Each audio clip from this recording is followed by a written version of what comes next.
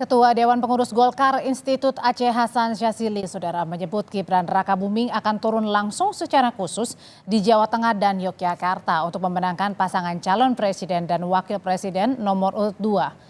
Aceh menyebut Gibran akan turun langsung ke sejumlah daerah yang jadi kantong suara Jokowi pada tahun 2019, antara lain Jawa Tengah dan daerah istimewa Yogyakarta. Sementara untuk di Jawa Barat, Ridwan Kamil ditunjuk sebagai Panglima pemenangan Prabowo Gibran, serta Soekarwo dan Khofifah di Jawa Timur. Tim Prabowo Gibran menyiapkan strategi demi memenangkan suara di Pulau Jawa. Kita tahu di 2019 juga ada kantong-kantong kuat dari Presiden Jokowi, dan disitulah yang nanti Mas Gibran akan secara khusus turun ke kantong-kantong yang ada di pemilih Presiden Jokowi. Salah satunya misalnya Jawa Tengah, ya, Jawa Tengah. Saya kira salah satunya juga Yogyakarta. Di samping mungkin Pak Mas Gibran juga kan punya captive sendiri sebagai anak muda yang jumlah pemilihnya cukup besar, hingga 120 juta dari generasi Z dan milenial. Terkait Gibran yang pimpin langsung kampanye di Jawa Tengah dan Yogyakarta, tim pemenangan Prabowo Gibran tetap percaya diri Jateng dan Yogya akan tetap jadi lumbung suara terbesar Ganjar Mahfud yang memiliki banyak tokoh berpengaruh hingga ke tingkat akar rumput. Tim Ganjar Mahfud menganggap penunjukan Gibran itu sebagai hal biasa. Tengah sendiri kami sangat percaya diri dan memiliki keyakinan bahwa ini akan tetap menjadi lumbung suara terbesar bagi pasangan Ganjar Mahfud. Ada tokoh-tokoh yang memang mempunyai pengaruh sangat kuat. Selain Pak Ganjar sendiri adalah mantan Gubernur Jawa Tengah, tapi juga ada Pak Bambang Pacul, dan untuk daerah istimewa Yogyakarta kami ada Ibu Esti yang benar-benar mempunyai kekuatan luar biasa di akar rumput. Jadi dengan penunjukan saudara Gibran sebagai ketua TKD, ya mungkin ya, tim kampanye daerah Prabowo Gibran untuk Jawa Tengah dan DIY, kami melihat ini sesuatu hal yang biasa saja. Dengan turun langsungnya Gibran memimpin kampanye di Jawa Tengah dan Yogyakarta, pertanyaannya apakah suara Ganjar di daerah yang disebut sebagai kandang banteng itu bisa direbut Prabowo Gibran? Kita bahas sore ini bersama dengan Ahmad Khoirul Umam, dosen ilmu politik Paramadina. Sore Mas Umam. Selamat sore Mbak Audrey. Mas Umam, ini kan Gibran ditugaskan sebagai Panglima ya, pemenangan Jawa Tengah, bertugas turun langsung padahal ia juga menjadi cawapres. Sebenarnya seberapa besar Gibran ini menjadi Panglima bisa menggerus suara kandang banteng Jawa Tengah? Ya, memang dari awal posisi dari basis pemilih loyal PDIP yang kemudian mengarah pada dukungan kepada Mas Ganjar itu memiliki kaitan yang sangat erat dengan basis pendukung dari Pak Jokowi itu sendiri. Nah, di saat yang sama kemudian di dalam konteks Pilpres ini, mereka yang menjadi basis pemilih loyal Jokowi seringkali kemudian memberikan basis dukungannya kepada Gibran sebagai representasi dari keluarga Jokowi.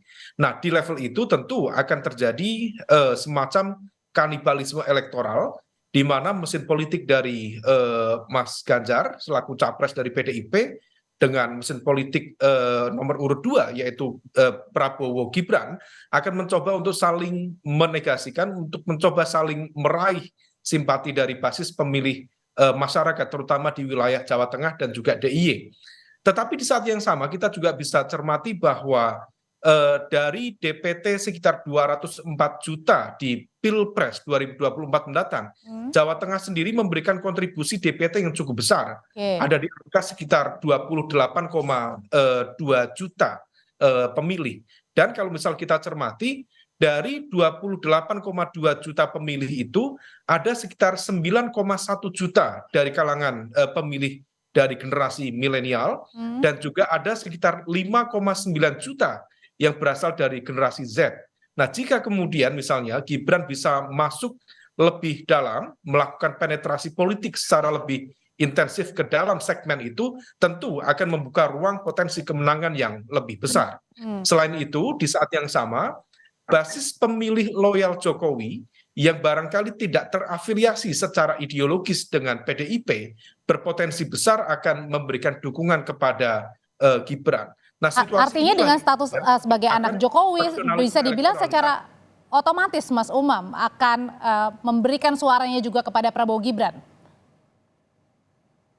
Iya, memang tidak secara otomatis tentunya, tetapi dalam konteks ini loyalitas pemilih tentu akan terbagi menjadi beberapa hal. Pertama, kalau misalnya memang party ID-nya lebih kuat pada PDIP, maka besar kemungkinan dari segmen berbasis pemilih PDIP akan memberikan dukungannya kepada Mas Ganjar.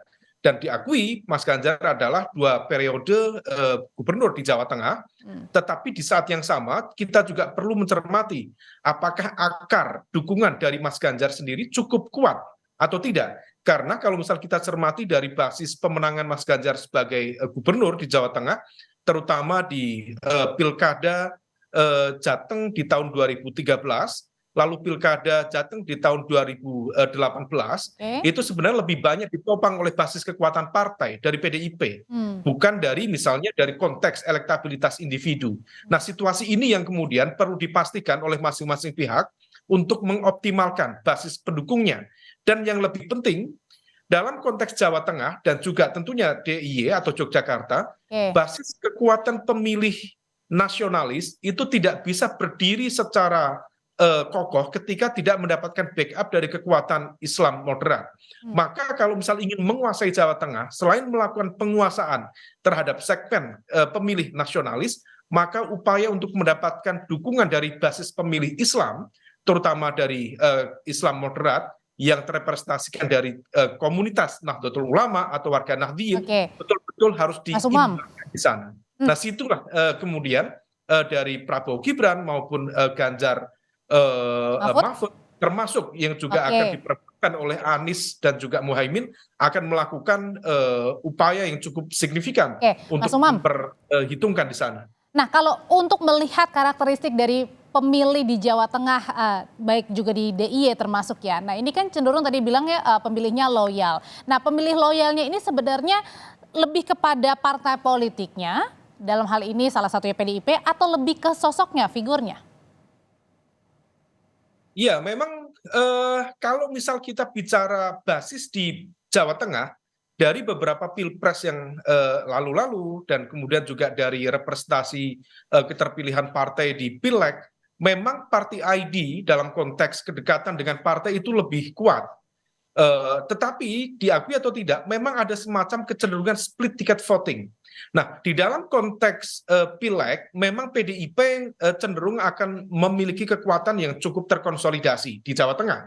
Oleh karena itu, kita bisa memahami bahwa Jawa Tengah adalah salah satu kandang banteng yang memiliki kekuatan yang cukup stabil dan juga terkonsolidasi dengan baik. Tetapi di saat yang sama, kalau misal kita merujuk pada Pilpres di 2004, juga Pilpres di 2009, meskipun Jawa Tengah adalah basis atau kandang banteng, tetapi waktu itu di 2004 dan juga 2009, justru yang menang di Pilpres bukan Bu Megawati Soekarno Putri, tetapi justru Presiden Susilo Bambang Yudhoyono yang waktu itu mendapatkan basis dukungan yang cukup kuat dari segmen pemilih nasionalis dan juga dari kelompok Islam moderat. Nah, oleh karena itu situasi ini yang kemudian tidak bisa diterima secara taken for granted oleh teman-teman di PDIP atau tim sukses Mas Ganjar misalnya, meskipun percaya diri bahwa Jawa Tengah, DIY adalah kandang dari banteng, wilayah merah, tetapi di saat yang sama hati-hati dengan fenomena split ticket voting, di mana dukungan terhadap partai belum tentu linier terhadap dukungan dalam konteks capres. Meskipun Pak Jokowi juga masih kader PDI Perjuangan, ini juga harus hati-hati ya? Nah, situasi ini yang kemudian perlu diantisipasi lebih lanjut.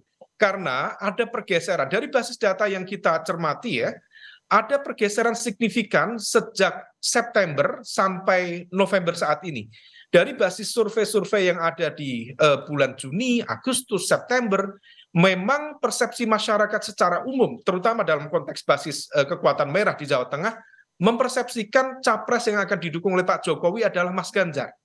Tetapi begitu kemudian ada nama Gibran yang dideklarasikan pada Oktober beberapa waktu lalu menjadi cawapres Pak Prabowo, sekarang mengalami pergeseran, di mana kemudian yang dipersepsikan capres yang akan didukung oleh Pak Jokowi adalah Pak Prabowo. Dan kemudian diikuti dengan narasi serangan kemudian narasi kritis yang diusung oleh teman-teman PDIP terhadap pemerintahan Jokowi, justru impact-nya adalah ada semacam pertanyaan yang cukup signifikan dari para basis pemilih loyal PDIP, apakah PDIP masih menjadi bagian, menjadi rumah bagi Pak Jokowi ataukah tidak. Nah, hal inilah yang kemudian menciptakan mobilisasi basis pemilih yang semula memberikan dukungan kepada Mas Ganjar, sebagian beralih kepada Pak Prabowo.